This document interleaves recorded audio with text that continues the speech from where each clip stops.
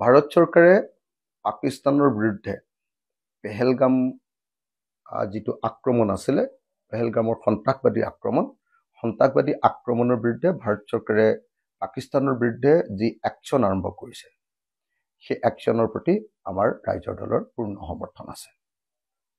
আমি স্পষ্টকৈ কৈ দিব খুজিছোঁ যে ৰাইজৰ দলে ভাৰতৰ আভ্যন্তৰীণ বিষয়ত ভাৰত চৰকাৰে লোৱা নিৰাপত্তাৰ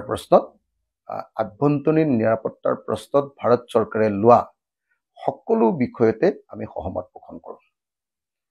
তো যিহেতু এইটো এটা একদম ভাৰতৰ আভ্যন্তৰীণ নিৰাপত্তাৰ প্ৰশ্ন, জাতীয় নিৰাপত্তাৰ প্ৰশ্ন, তো সেইকাৰণে কেন্দ্ৰীয় চৰকাৰে যি একশ্যন লৈছে, কেন্দ্ৰীয় চৰকাৰে যি আক্ৰমণ কৰিছে, কেন্দ্ৰীয় চৰকাৰে যি পাকিস্তানৰ বিৰুদ্ধে যি ব্যৱস্থা গ্ৰহণ কৰিছে, তাৰ প্ৰতি আমি পূৰ্ণ সমৰ্থন জনাইছোঁ।